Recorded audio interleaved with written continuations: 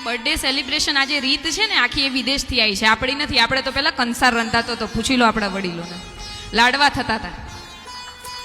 તો આ ભાઈ બહેનની જોડી તેમ કે છે કઈ વાંધો નહીં, મીઠાઈ તરીકે તમે ઓલું ના ખાવ ને કેક ખાઓ, કઈ વાંધો નહીં, છોકરાઓને ભાવે છે. આપણે કંસાર બનાવીને માને ધરાવીએ અને બાળકો માટે કેક લાવીએ, એટલી છૂટ પણ આપી. કેમ કે વિવિધ ભોગ મર્યાદ, વિવિધ ભોગ ખરા પણ મર્યાદામાં. ત્યાં જઈને વિદેશમાં પૂછ્યું મેં કે આ સંસ્કૃતિ, આ જે રીત રિવાજ છે એ શું છે. તો ત્યાંના લોકોએ એવું મને જણાવ્યું કે અહીંયા આગળ બાળકોને એવું શીખવાડવામાં આવે છે કે blow the candle and make a વિશ.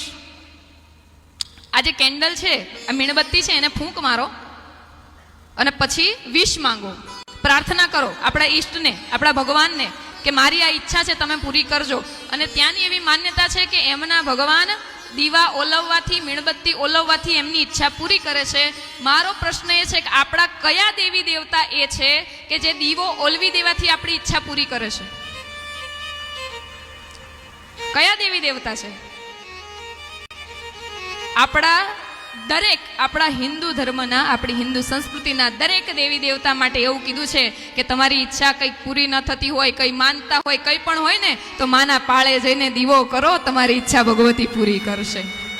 એક દીવાની દિવેટે માડી કરતી મારા કામ. ખાલી એક દીવાની દિવેટે ભગવતી કામ કરે છે. ને આપણે લોકો શું કર્યું?